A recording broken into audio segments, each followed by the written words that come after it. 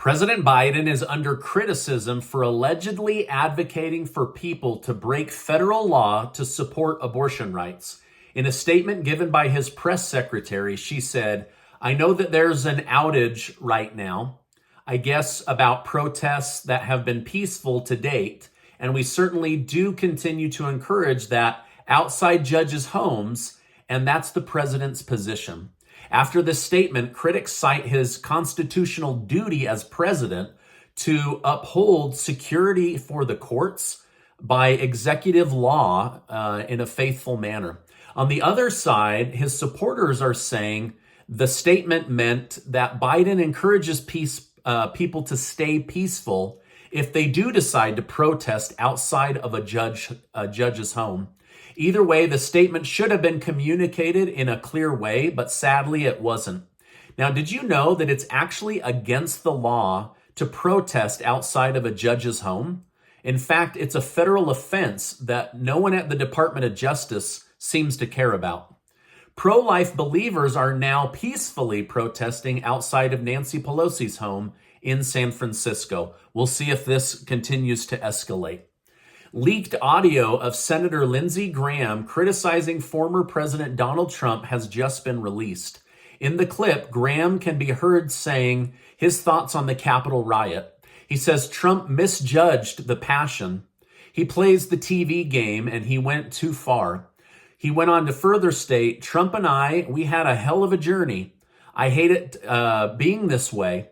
Oh my God, I hate it. But today, all I can say is count me out. Enough is enough. I tried to be helpful." And later in that audio, he secretly pledged his loyalty to Joe Biden, irritating many Republicans. Yesterday, the House of Representatives passed a $40 billion aid package for the country of Ukraine. The bill passed with 368 yeses and 57 noes. The 57 who voted no were all Republicans. Nancy Pelosi, who recently visited Ukraine, said the bill was about democracy versus dictatorship. Democracy decided not to pair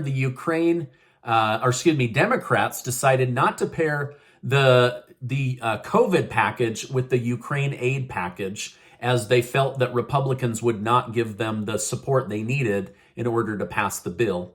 Border security is a major issue for most Republican leaders, and they want to guarantee that Title 42 is not revoked and there's not a run on our border. So they were, I guess, were willing to send money to protect Zelensky's Ukrainian border, but they held the line at not leaving our border vulnerable.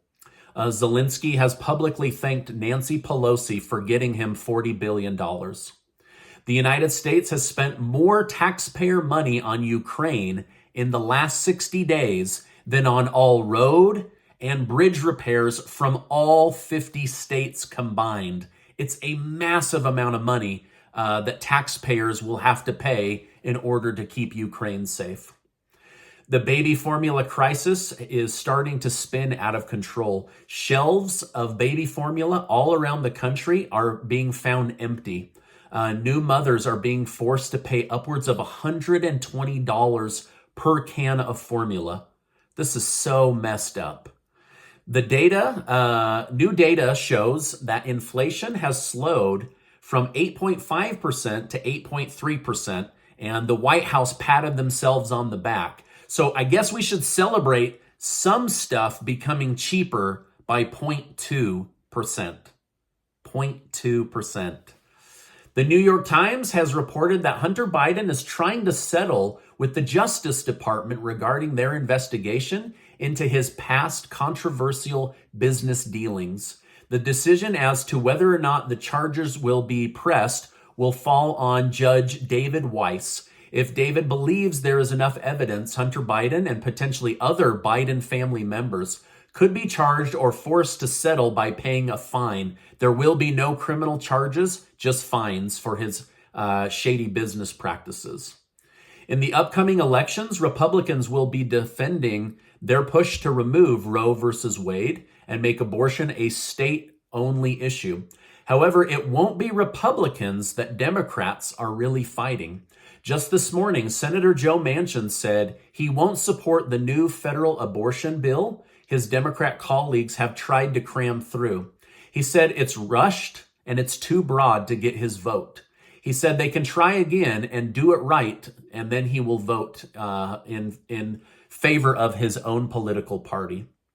Russian state media TV is now saying that a captured Ukrainian city will soon petition Russia to allow them to become part of the Russia Federation. Ukrainian Defense Minister Hanna Malya has stated that the citizens are resisting the Russian agenda. So there's mixed signals coming out. They're saying this city wants to remain in Ukraine, and Russia is saying they are begging us to become Russian citizens. Elon Musk finally weighed in on Donald Trump being banned from Twitter back in 2020. He said that he believes banning Trump was not the right move, and it excluded a huge amount of people's voices. And it didn't actually take away Trump's voice. Elon went on to say that he will unban Trump if Trump wants, once he becomes the new owner of the tech giant. Now, this is odd. Former Twitter CEO Jack Dorsey also stated that he is against permanent bans and feels that it was a failure on Twitter's part to promote healthy conversations. So the guy that banned Trump on Twitter is now saying we should have never banned President Trump. And Elon Musk is saying, I will reverse this bad decision. So people have very mixed feelings about this. I'm just letting you know what's in the news. Speaking of Trump, a judge has dropped the $10,000 a day fine against Trump, but will make him pay for the 11 days he didn't turn over documents for a $110,000 fine. Trump's lawyer swayed the judge that they didn't have the documents they were demanding be turned over.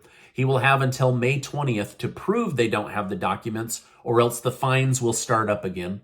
The lawsuit going forward will not have a criminal lawsuit outcome, only a civil lawsuit outcome. So it's been degraded. Yesterday, a passenger of a single-engine airplane had to take controls after the pilot became incoherent. The pilot suffered a medical condition, so a passenger had to call into traffic control with no idea how to fly an airplane. And with the help of traffic control, they were able to help this scared man land an airplane on the runway without any kind of crash or damage. It's a real kind of a miracle story, and wanted to share that with you. Now, this is my update for today. As I know more, I will definitely come on and share more with you. I'm going to leave a link down below. Casey and I are giving away $6,000 in cash, thanks to generous video sponsors. 12 of you are going to win $500 in cash. You can use it on groceries, bills, whatever you want. It'll be your money. So make sure to follow that link and get your name entered. It only takes about 15 seconds. Now, before you go, I just want to remind you that you are amazing. I really, really believe that. And I appreciate you being in my YouTube community. And I'll see you on the next video.